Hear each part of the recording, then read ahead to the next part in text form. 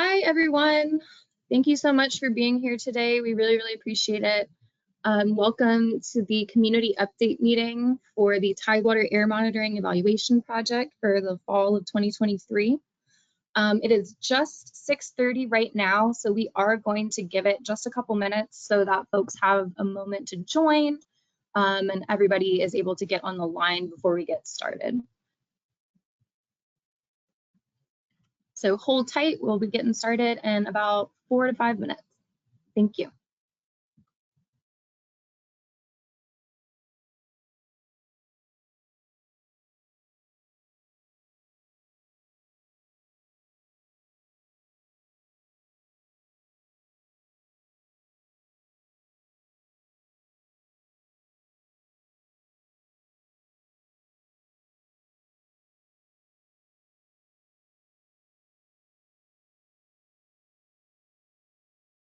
Hello, folks. If you're just joining us, welcome to the community update meeting for the Tidewater Air Monitoring Evaluation Project, or TAME, for the fall of 2023. We are going to get started just a couple minutes past 6:30 to give folks a chance to join, and we'll be getting started shortly. Thanks.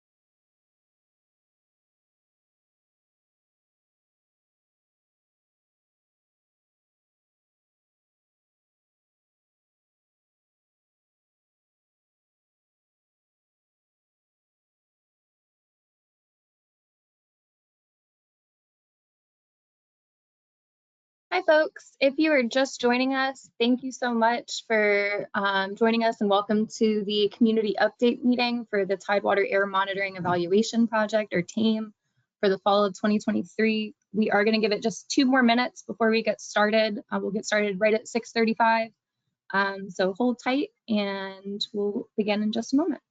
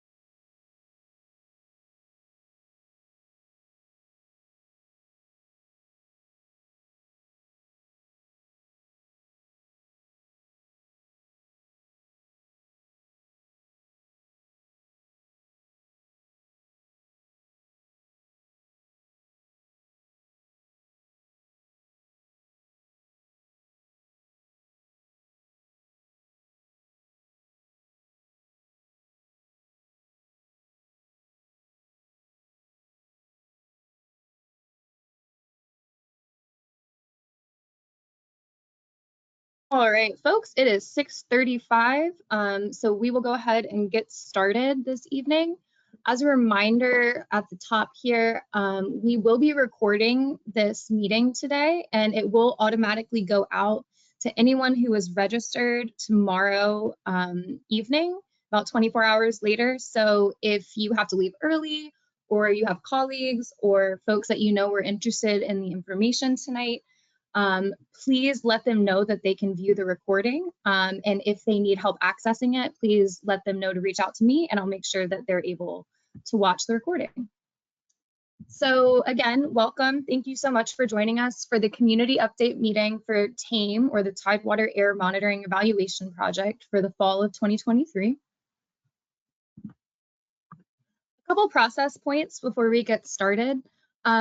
We will be allowing folks to unmute and ask questions for a question and answer session at the end of the meeting.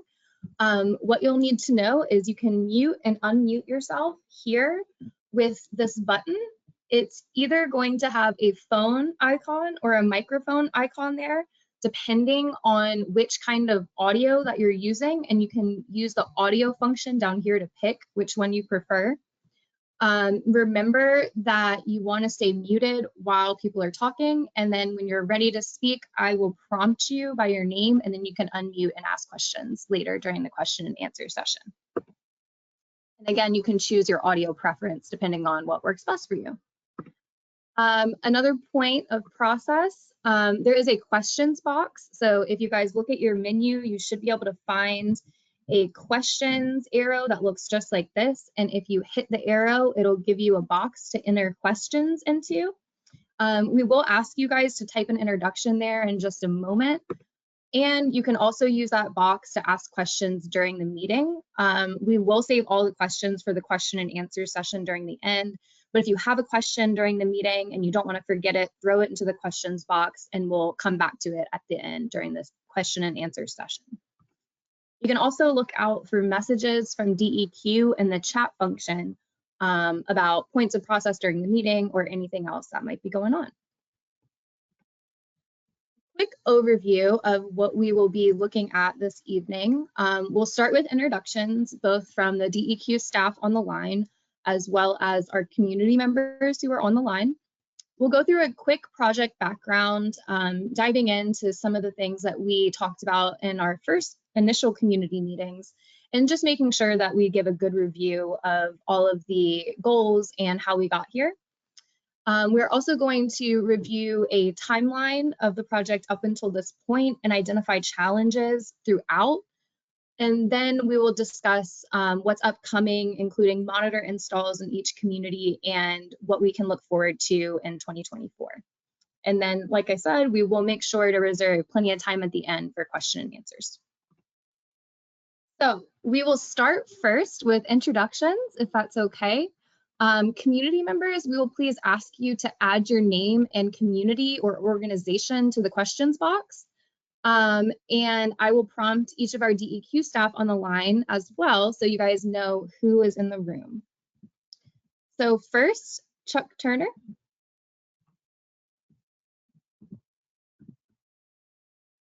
Yeah, my name is Chuck Turner. I manage the Office of Air Quality Monitoring, and I'm responsible for the monitoring components and reporting components of the TAME project. Thanks, Chuck. And then Craig.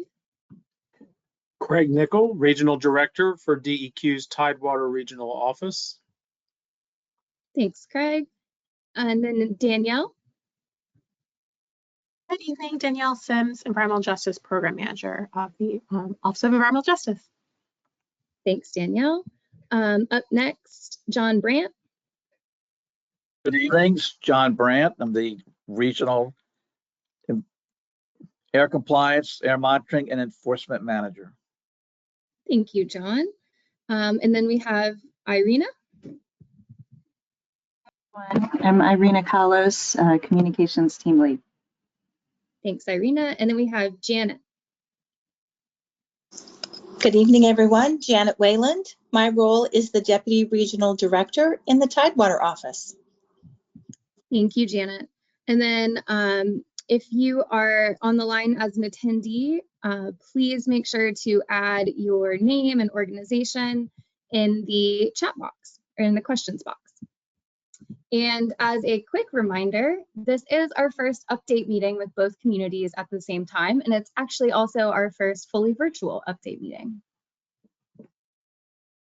So, a quick project background is the Tidewater Air Monitoring or Evaluation Project, or TAME as we call it, is a grant-funded study that was awarded by the EPA to evaluate air quality in the southeast community of Newport News, as well as Lambert's Point, as well as surrounding communities.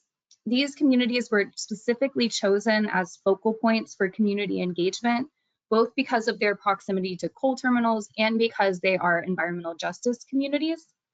Environmental justice communities are identified through analyzing the number of people of color that make up a community, as well as income levels. According to the Environmental Justice Act of 2020, communities such as Lambert's Point and the southeast community of Newport News need to be meaningfully involved in projects like TAME. Our goal has been for the community to be heard from the very beginning, and that has been key to the project throughout. Community opportunities for feedback began for the project in 2021, and we will talk a little bit about that in just a moment. So again, we've received a grant to study the composition of particulate pollution in the ambient air, or the air all around you in these neighborhoods from coal dust. This was driven by a history of community air quality concerns in these two communities that couldn't be addressed due to a lack of funding.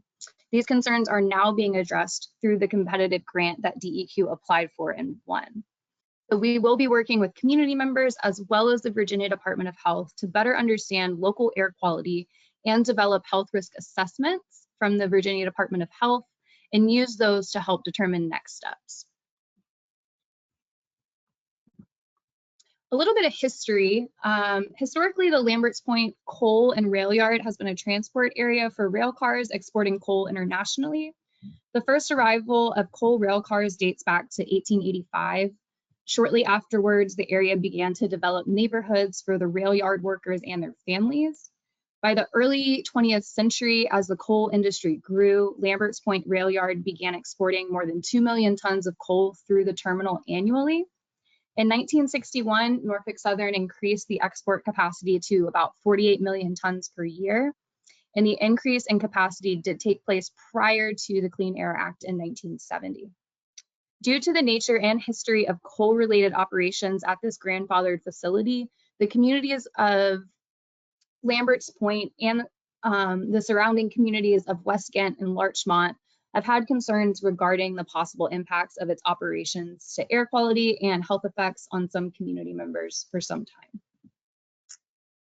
The Southeast Community Coal Terminals operations also began around the 1880s, and the city really grew around these terminals, the city of Newport News. CSX delivers coal to two of these private terminals. The first is Kinder Morgan, which is has a pier that's about 1,200 feet long and can ship about 16 million tons per year, and the Dominion terminal is about 1,100 feet long. I'm going to pass it to our air quality manager, Chuck Turner. So yes, this is Chuck Turner, and the TAME project is primarily focused on gathering samples of what are called particulate matter. Particulate matter is a categoric designation for pollutants, and it's a mixture of solids, aerosols, and liquids, all ambient pollutants. To get an idea of what we're looking at particulate matter that's the size of 10 microns. A micron is very small. If you look at the graphic on the screen, a human hair, 50 to 70 microns in diameter. So we'll be looking at primarily at PM10, which is less than 10 microns, and also PM2.5 to an extent, and that's less than 2.5 microns. So we're down at a very small size of particle, small enough that when you inhale it, it can go deeply into your lungs and aggravate lung tissue and also aggravate existing heart issues. And because particulate matter is a categorical standard, there's any number of things that the particulate matter can be composed of. All right. In this case, we'll be looking at what are called or categorized as toxic metals. We'll be taking the PM10 samples and then having them analyzed at a laboratory for toxic metals. Next slide, please. So we reached out to the community initially, and this was part of the initial development of the project, and also something that EPA felt was a strength of the TAME project, and that is we wanted to reach out to the communities to help us determine where we would place these monitors to get good representative samples of the air quality in both communities.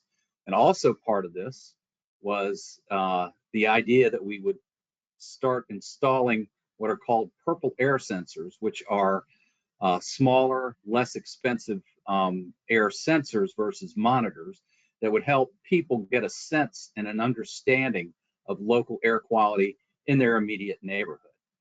I talked earlier about toxic metals. Here's the list of toxic metals that we'll be looking at. I don't need, I think, to go through each one of those. If there's any questions specific to what are contained in those metals, you can certainly talk to me offline. We also, in reaching out, we wanted to get an idea and sense of, what does a good air quality day look like in each of these communities? What does a not so good air quality day look like in these communities? Where is it that you see impact from particle pollution in your neighborhood? And then as we go through and grab data, we wanted to reach out and show people what we're getting in terms of results and how that looks in context with, say, other similar communities that may have toxic type data available as well. Next slide, please. Let's talk a little bit about the purple air sensors. I think these are important because this is where we're trying to reach out and get the community sort of get a sense and understanding of what these air quality issues are relative to particulate matter. These small sensors, very inexpensive, they're portable, easy to install, easy to operate, don't require a great deal of maintenance over time. They basically have a laser counter, and they use that to then calculate both the PM 2.5 and the PM 10. And it also does really well in the ultrafine area, that would be PM 1.0.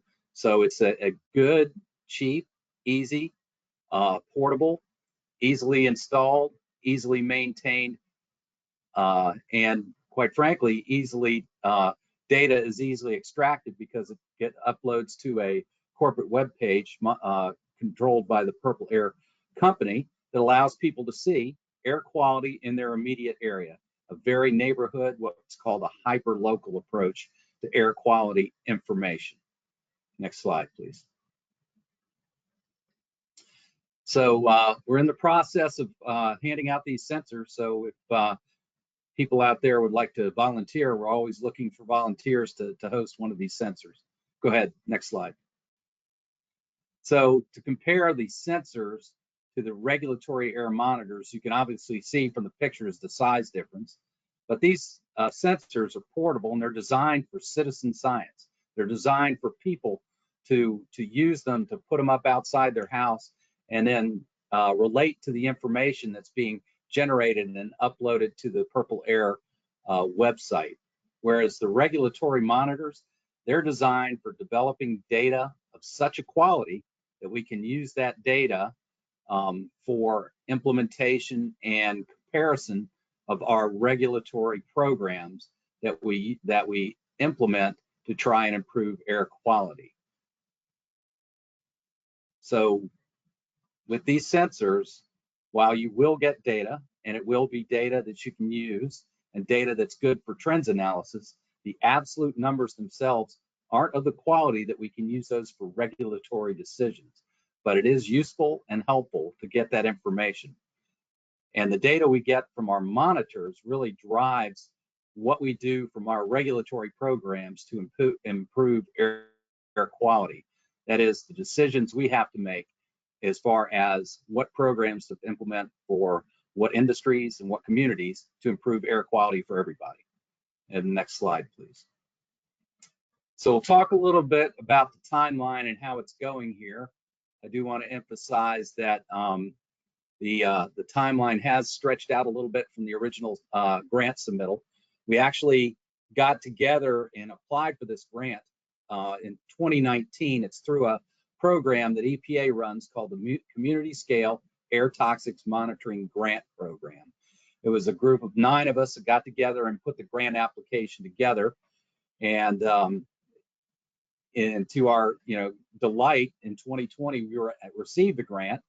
The advantage to us was that we did get a decent amount of funding. We didn't get everything we asked for, but we got enough to do a project that we felt was comprehensive and easily doable. And so after putting the initial work plan together, one of the big steps there, again, was community outreach.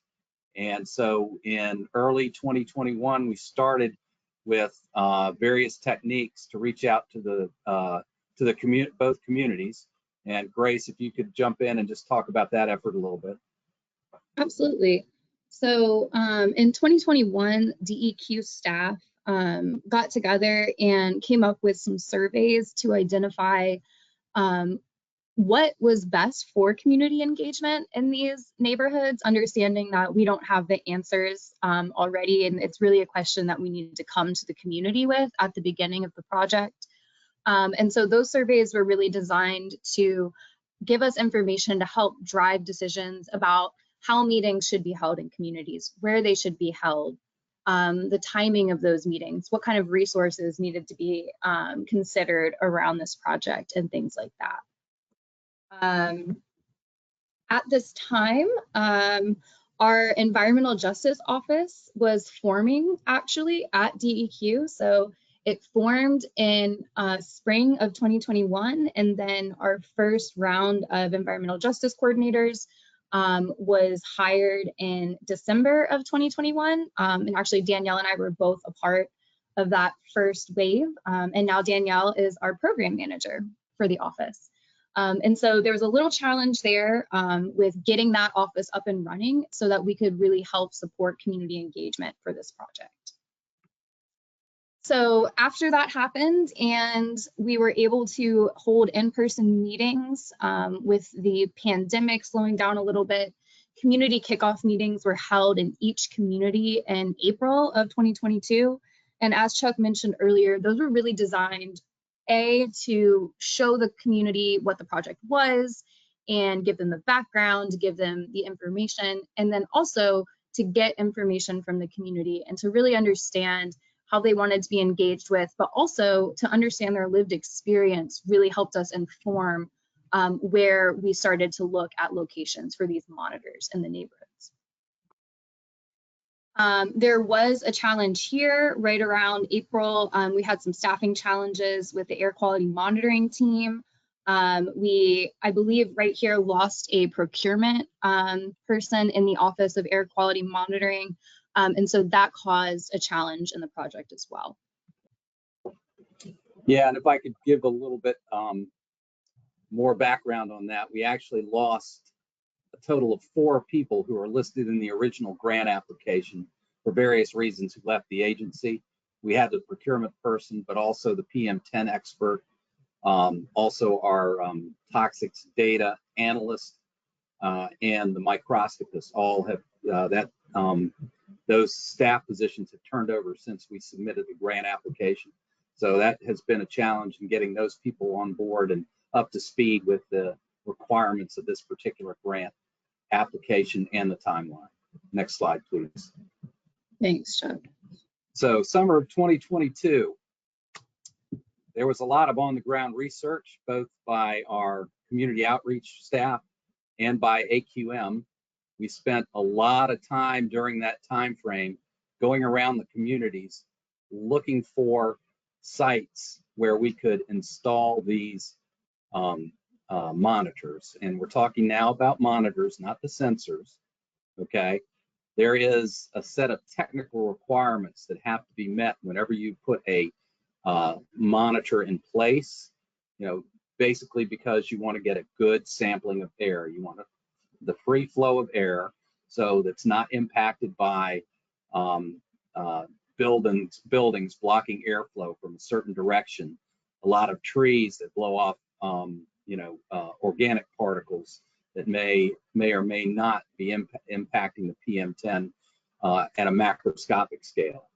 And in addition to that, our community outreach team got to working on the sensors in the summer of 2022. And Grace, if you would describe that process a little bit. Sure. So in July of 2022, we held community workshops in both neighborhoods surrounding purple air sensors to really introduce what a purple air sensor is, emphasize the difference between a purple air sensor and our regulatory grade monitors, and also really start to get folks involved in the data before we were ready to have our air quality monitors installed. So it's been a great process. Like we mentioned earlier, we've given out 8 sensors so far in each community, over both communities, but we have more sensors to give out. So if you're interested, please don't hesitate to reach out to me. I would love to chat with you about it. And also, I would definitely encourage you to check out the Purple Air Sensor map online if you're curious where they are in communities. In October of 2022, we held our fall meeting for the project, and we had a community update that was held alongside partners at the Virginia Department of Health. That was a great meeting, and our VDH toxicologist, Dwight Flamia, was able to join us and give us a really good overview of what a health risk assessment is, what can the community expect from that, what does a health risk assessment look like and process of being written, and all those kinds of technical details around it. And I would encourage you to visit our website, where we have all of our meetings linked, and there is a recording of the VDH presentation from October of 2022. And then we had another AQM staff change here. I believe it was a retirement. Is that correct, Chuck? That's correct. We, as I said, we lost several of our most experienced people in those categories of skill that we needed for this particular project. So we lost 3 of the 8 people initially listed by January, and then by April we were down where we lost the 4th one as well. So a lot of our implementation timeframes had to be adjusted. As we brought people in, we needed to train them on the particulars and the skills they would need to implement this project. So that has put us a little bit behind the original schedule that we projected in our meetings in summer of 2022. But as of January 2023, we have selected all the sites, and I had to go through and make sure we had power and those types of things. But we did have a pretty good idea of where all of them were going to go by the beginning of this year. And we began discussing that with the public with our meetings in that in early 2023.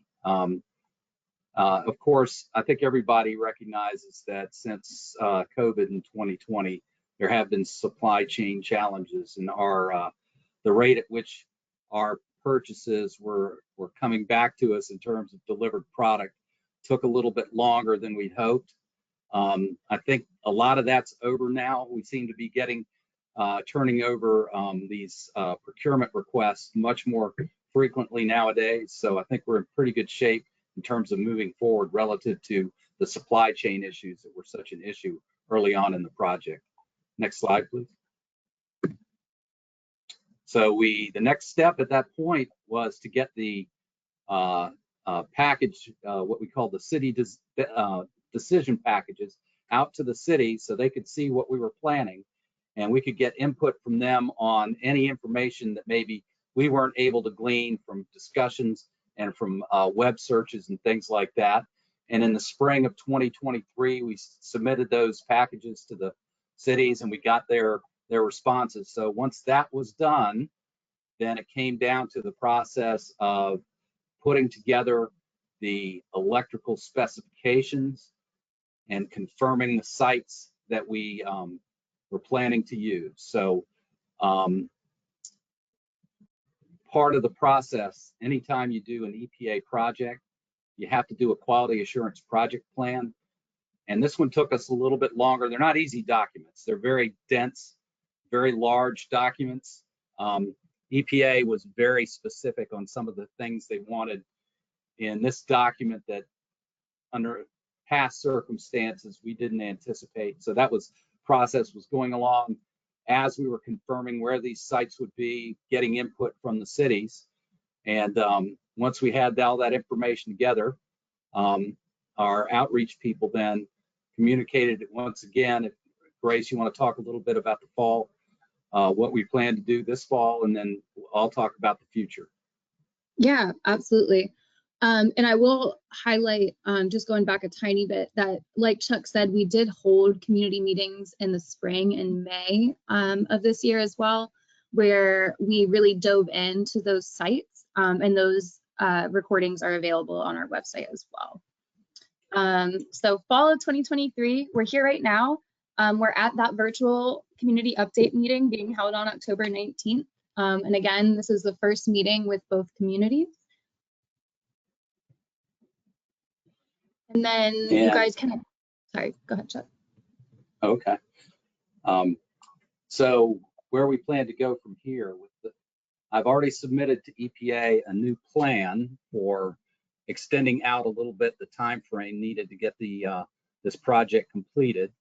I also have submitted to our review process the electrical specifications to be reviewed and commented on, and for me to then finalize to start the procurement process for the installation of these monitors. Based on my projections of how the procurement process is going nowadays, I feel like construction will get started in the early first quarter of 2024. That is January 2024. Completion by the end of that quarter so that we begin sampling in the second quarter of 2024. That is what the target is relative to the new plan that we've submitted to EPA. Okay. And you know, I think you're that's breaking up a little very bit. reasonable and doable at this point. Least for me. There are some Could things you with the procurement process.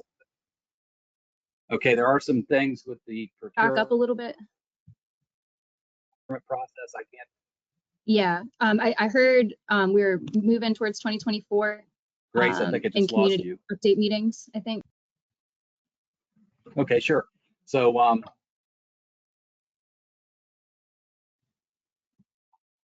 okay, so the new time frame has us working on construction in 2024, such that we hope to be sampling by the second quarter of 2024. That is in the April to June time frame. Could you restate the Was that better? 2024 actions? Okay. Chuck, Apparently we're I'm having trouble with my hearing microphone. you. Sorry about that. I'm not sure. Oh, it might be me. Is this any better? I can hear you fine, Chuck. I think you can keep Yes, going. that's better. I can hear I think you. it must be Okay. Grace. Go ahead. Next bullet. So we were able to conquer the obvious challenges of finding good monitoring sites in urban areas. Always difficult to meet those technical siting criteria, and we were able to do that here. Next bullet, please. So the procurement delays were, I think, built into the system based on, issues that a lot of people were having relative to COVID and getting supply chain balances back in place. We also had issues with staff. Like I said, we had retirements and people leave the agency over the course of 16 months that directly impacted this project. Next, please, Grace.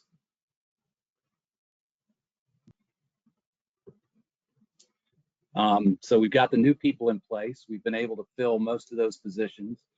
As a matter of fact, today I sat down with the new PM10 person, and she is putting together a supply list right now for the monitors that we'll be working to install in early next year. So we're back on track in terms of our getting supplies and getting ready and prepared to install these monitors.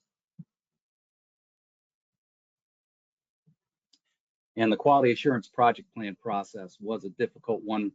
It took us longer than it normally takes to put together a QAP that was approvable by EPA. There were several renditions of editing that we had to do to meet some of their requirements, but we're in good shape now, and they have a quality assurance project plan that applies to the project that I think we can use for the remainder of the project. So this should not be an issue relative to drawing staff time away from the actual on the ground sampling and analytical work. And Grace talked about it a little bit earlier, but it did take us a little while to get our community outreach infrastructure in place. And as Grace will tell you, she's doing a nice job on getting that to work. So that's where we are. Next slide, please. So where are we going? What you're looking at right there is very similar to what you're going to see at two of the sites, one in Newport News and one in Norfolk. That is a multi-pollutant site. Now the units that are up on top of the trailer won't be there, but certainly the PM10 monitor, which you see on the outside, the electrical layout, and then the trailer itself. Here we're going to have PM 2.5 and PM10, so that's the multi-pollutant site. All right, and then the PM10 sites will look something like this. Just a PM10 monitor. There's going to be several outlets there, so we can use what's called a total particulate monitor to get samples that we can use and study microscopically to see what the components of the PM10 are. The big part of it is getting the electric power and the fencing, obviously, and that is what is being moved forward right now through our review process. And we hope to have the procurement process on that initiated shortly.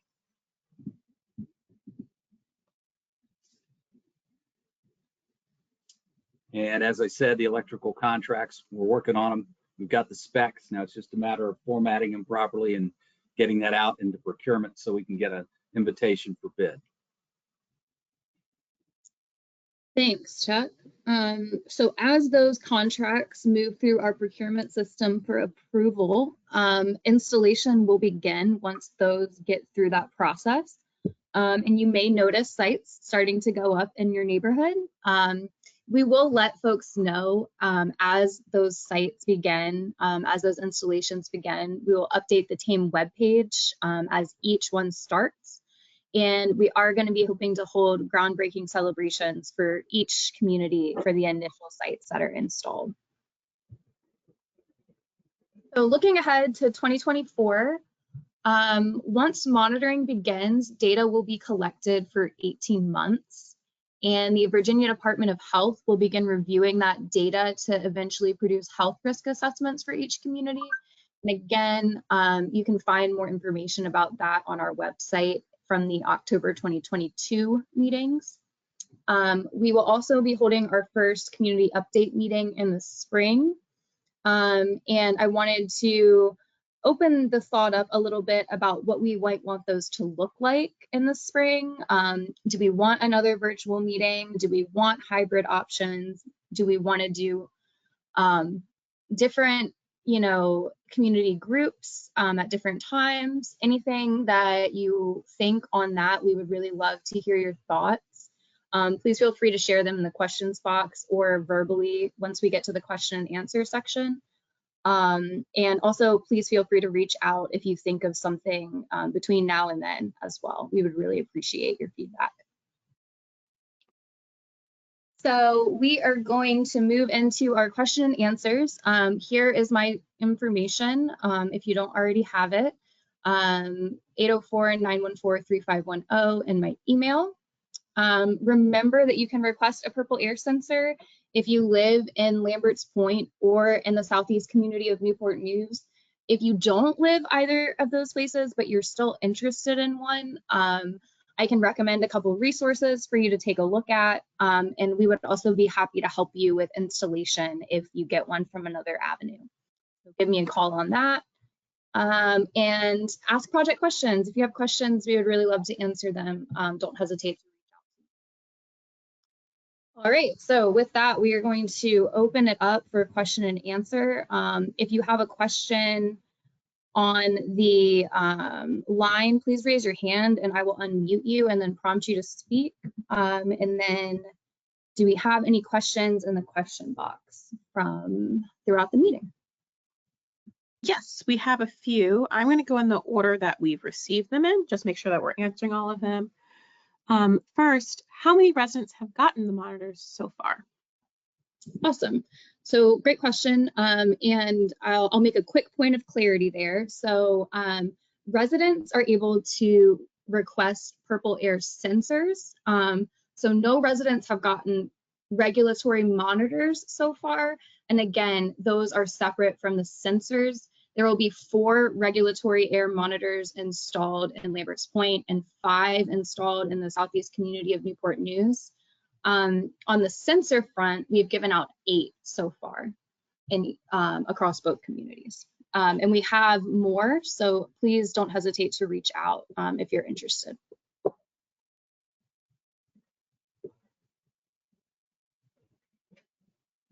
Next question, how long has the air monitoring evaluation study, how long is the evaluation study expected to last?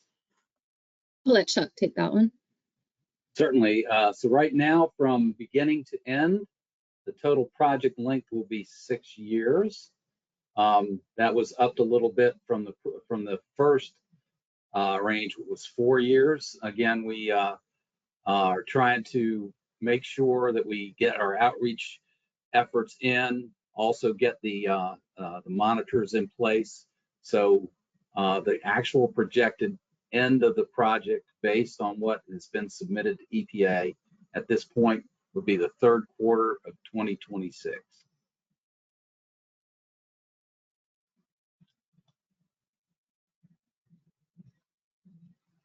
Okay. Have there been any significant hurdles to get people to participate in this study? We've had a lot of great participation in the project. Like I said, starting in 2021 with the survey feedbacks. And they've been involved throughout the project since then. We've had targeted meetings with both our community members and our local government. And like we talked about earlier, design that survey tool to get input about how to even kind of start this conversation. And then we held initial meetings in April of 2022 to inform the installation and operation of the sensors, and we've been able to engage in the community and other ways too, including bi-monthly meetings for community members and stakeholders involved in the project to update partners. Other efforts have included attending community events and celebrations, canvassing neighborhoods with flyers, social media outreach, placing yard signs in communities, scheduling time for in-person engagement, tabling outside of local churches, and completing community walking tours with residents. So we've had a lot of great engagement, and we really appreciate community members for allowing us to have space in their community like that. And we certainly welcome any other opportunities that we can meet in the future. So. Yeah, if I could jump in here real quick. Grace, I'd just like to put in a plug for the purple air sensors and see if we can't get more people to cite those sensors at at their home or business, simply because I think that is a good way for the neighborhoods to start picking up on and integrating into their daily routines air quality information that will help them when we start presenting data from the regulatory monitors. So I'd just like to put in a plug with the purple air sensors, a good place to start. Totally. Yeah, and if you have questions about that, please don't hesitate to reach out. I can send you all the information you need.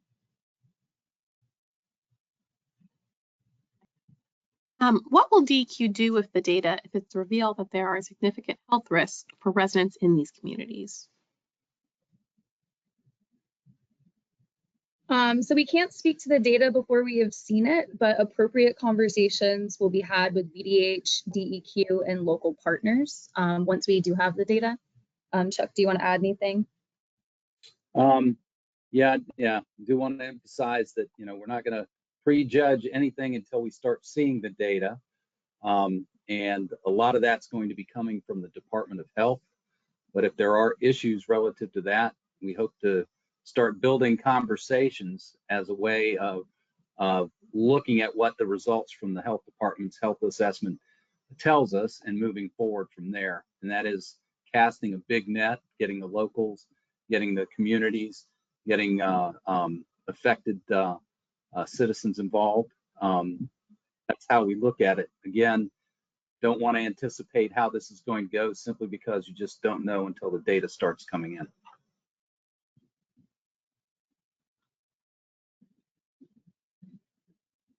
And how will this data help? I'm following up that last question. Well, in terms of possibilities, what could happen as a result of the data? Does that clarify the question? I mean, is that where that's going? I think so.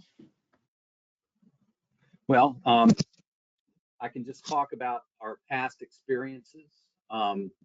We've done a lot of these community scale air toxics monitoring projects. We did one out in the Winchester area and maintained a suite of toxic pollutant monitors there, got a lot of data. The recommendation there was that the information, while interesting, didn't really point towards any sort of health response on the part of the Virginia Department of Health. Conversely, we've done another one in the Hopewell area, and as a result of that, we've had permanent air toxics monitoring in Hopewell ever since. So in the range of what you would expect from monitoring, that's a couple of examples there of what actually has come out of some of these past community scale air toxics grant projects that we've done.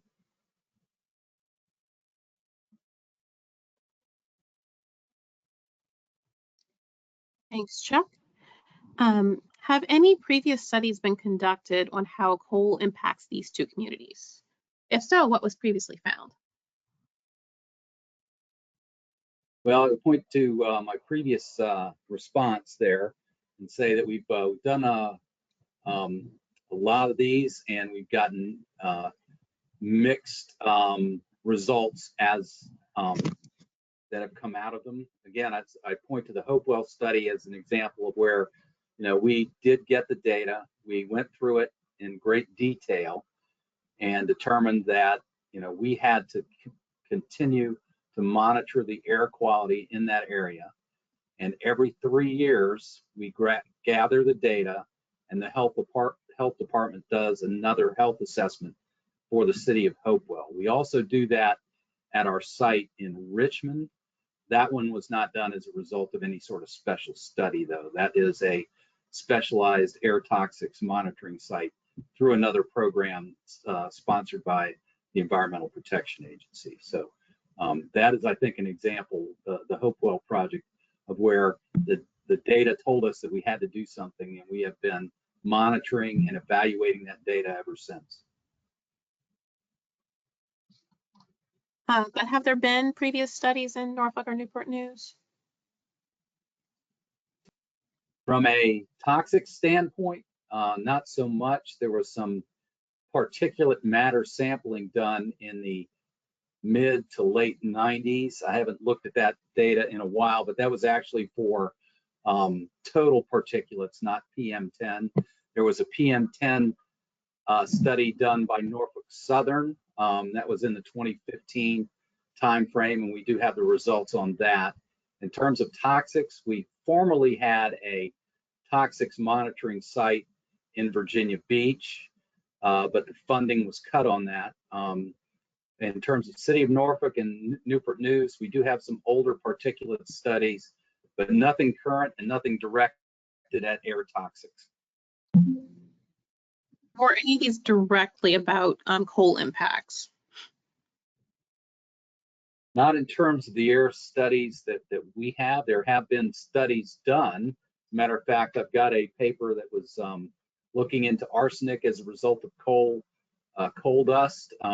This was mostly in soil deposition, though, not necessarily in ambient air. But there have been other studies in other media looking at toxics as a result of coal dust. Just this would be the first comprehensive one relative to air quality studies. Thank you. Approximately how many residents in the Southeast community and Lamberts Point community are impacted by coal dust and coal-related pollution? Is there a radius for how bad the pollution is? I don't think we've approached it in that manner per se, simply because we're focused on the Lamberts Point community. So our presumption is that we can place monitors and glean information on potential coal dust impacts from the entire community. The one thing I'd like to avoid is have people think that it's cut off at the Lamberts Point community and it's not going anywhere else.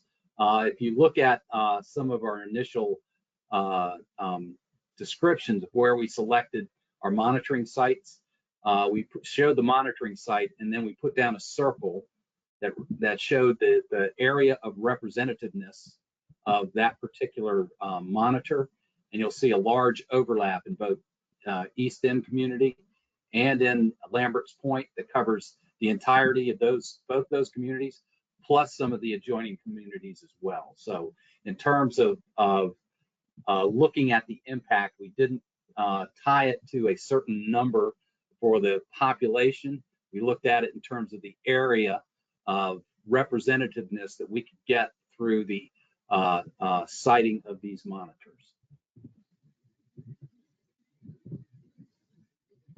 Thank you. How far away from the source is the air quality bad or subpar? Which companies are most responsible for contributing to the health concerns?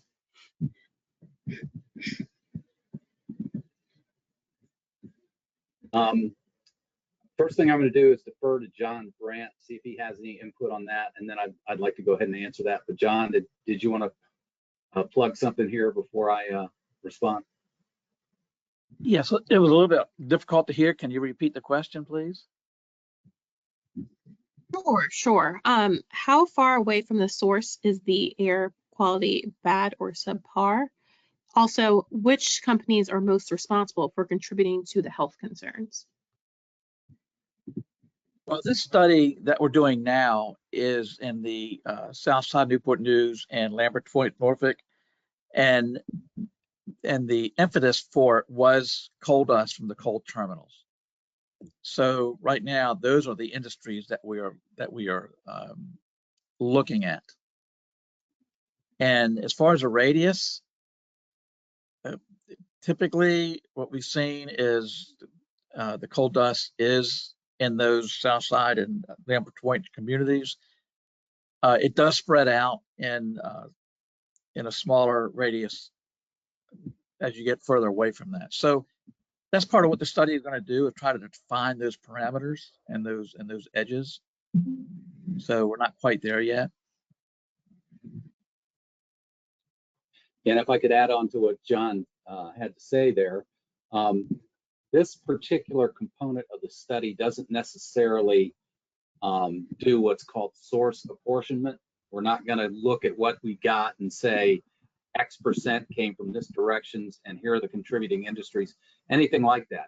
We're just gathering information on the particulates, right, using our microscopic analysis to figure out what component is coal dust, and then sending it to the analytical lab to get an idea of what the metals are as a component of the particulate matter samples. Now, another thing that is included in this study, outside of the idea that coming from individual sources, as we are targeting legacy pollution as well, and that is when we take these particulate samplers, the broad-based ones now, not the PM10s, and move those around, we're trying to pick up everything. That is road silt, dust kicked up from construction activities, things of that nature, to try and figure out, and not only is what is in the air or being contributed, but also what may, what kind of impact those legacy pollutants have as well.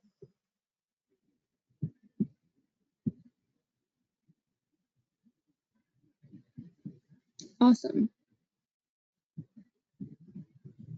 Thank you both. Sorry, I'm following through our question list. I'm trying to make sure we've answered everything. So I see a few that are duplicative. So to clarify, the air monitoring will take place from the second half of 2024 through the end of 2025? Yeah, we're targeting 18 months of air quality sampling.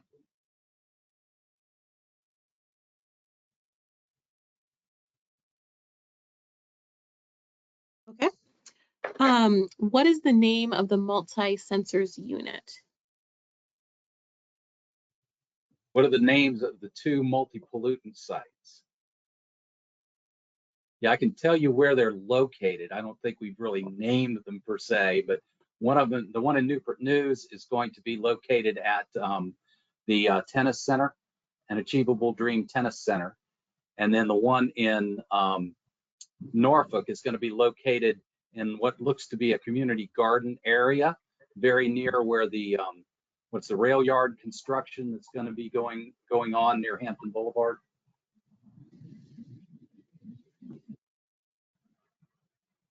Yeah, and Grace has attached these site pictures. I can actually show them. If you could scroll down, Grace. Okay, okay. Next one.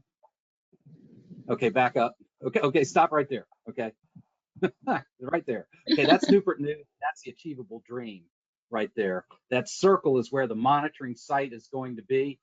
Probably moved a little bit further east, I think. You know, when you do that, when you put it into these PowerPoint presentations, those circles can move. But anyway, that's going to be the multi-pollutant site in Newport News. If you go 2 slides up, Grace, there you go. Okay, and this is where the multi-pollutant site is going to be in Norfolk, right? So it's right on 26th Street here, and then the intersection with, I think that's Bowden's Ferry Road. And the monitoring site's going to be in this open area right here. And that circle right there is the transformer where we're going to get the power for it. I sort of included that, but anyway, so those are where the multi-pollutant sites are going to be. Okay. Does the 18 months of sampling refer to both the air monitors and the sensors? Yeah, there's no time frame on the sensors.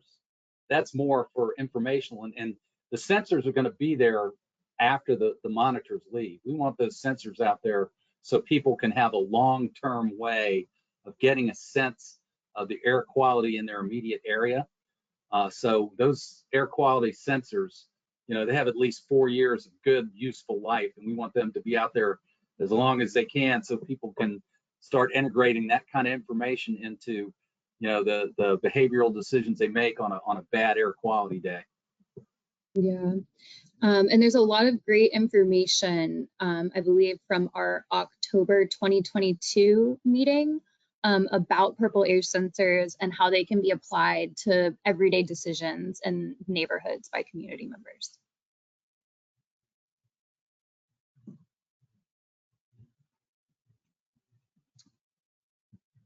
Those are all the questions I see at the moment. Does anyone have any additional questions? We actually, Tom Sharlock is on the line, and he let me know he was having a little bit of trouble using the questions box. And so he texted me using my number on the screen, which is very smart, Tom. So Tom's question is, coal is dumped from railroad cars at both sites. How well are you monitoring / observing for worker safety with respect to metals? Well, quite frankly, worker safety is a concern. However, it's not within our regulatory authority to, you know, to design a study that incorporates worker safety. This is purely an environmental ambient air quality study. Now, that's not to say if information comes up during this that, we can maybe pass on to people who can take a look at that information, that we won't do that.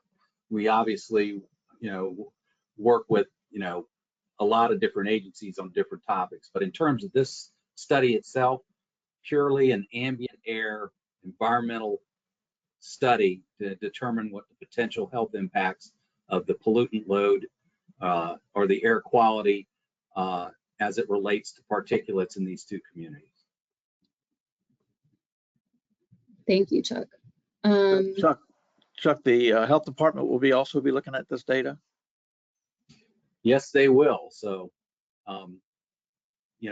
that's part of what they do with the health assessment is they are looking at it from a, what are the appropriate health levels, so to speak, and, what does it look like for potential impact for the general citizenry? I don't know that they divided up worker health versus just generalized general public health. But yes, the Department of Health will be looking at the state as well.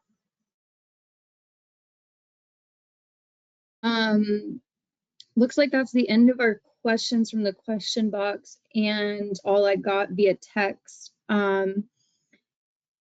If anybody has any questions that they want to ask verbally, you can raise your hand at this time.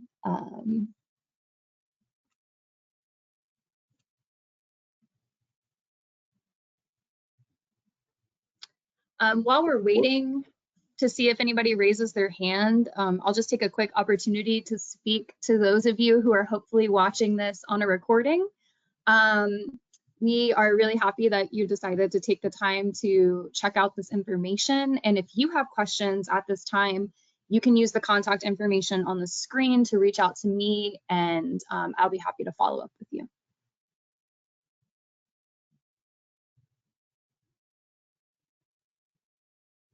And I guess if you don't know how to use the raising your hand thing, you can always just unmute yourself and ask your question.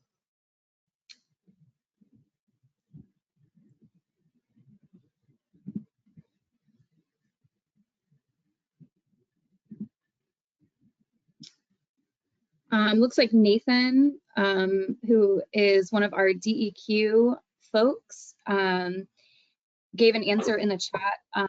In response to the question on worker safety, the facilities do have air permits which require controls such as wet suppression to reduce the amount of coal released from dumping activities.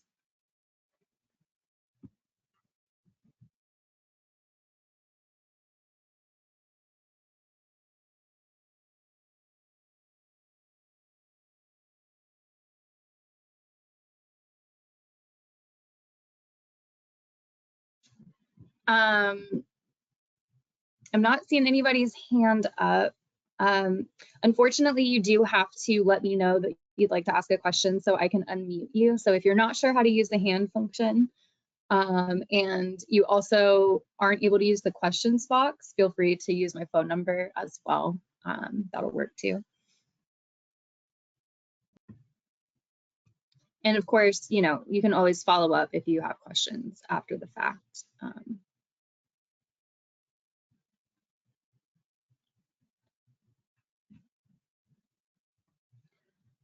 The other thing I'll mention from a process point while we're waiting to see if there are any additional questions is that this recording, again, will be provided 24 hours from right now. You'll receive it in your inbox. When that comes through, you'll also receive a link to a survey that you can take online if you'd like to. It's just a survey to give us some feedback about how you felt like the meeting went. Give us some feedback about what we can do better next time. If you want to take the time to do that, we would really appreciate your feedback. Grace? Yeah. Looks like we have two handouts on this presentation. Yes. You want to bring those out and let people know what's on them? Sure. So I was able to, let me see if I can pop this over. You guys seeing that? So as Chuck was describing the air monitor sites and then radiuses, I thought it might be helpful to add those photos that he was saying that we had in other meetings. I believe in our January 2022 meetings, we go into depth into these in the recording, but if you just want to check them out for right now, this gives you the 4 sites roughly that we're looking at in Lambert's Point, and then the corresponding radius that these regulatory grade air monitors have. And then again, here's the Southeast community with the 5 monitors, and then again, those radius or radii, not radiuses, excuse me. And then just a quick point of clarification, just in case anybody missed it, we are putting 5 regulatory grade air monitors in Southeast Newport News and 4 regulatory grade air monitors in Lambert's Point. And the difference there is just that the Southeast community is a little bit larger of an area to cover.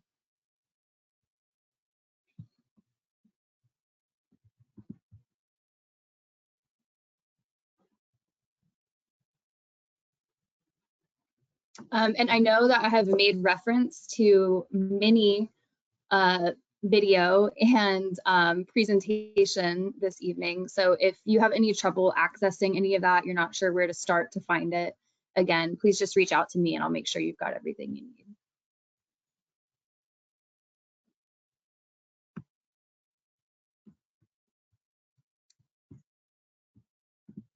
All right, folks, I'm going to give it one more call for questions here. Any questions at this time? And again, if you're watching the recording, please don't hesitate to use my contact information.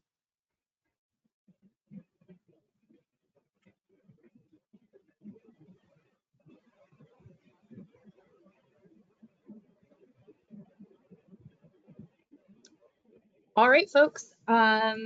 With that, I'm going to go ahead and call it for this evening. We really, really appreciate your time tonight. And again, don't hesitate to reach out. We will be sending out updates about what you guys can expect upcoming in 2024. So keep an eye out for that.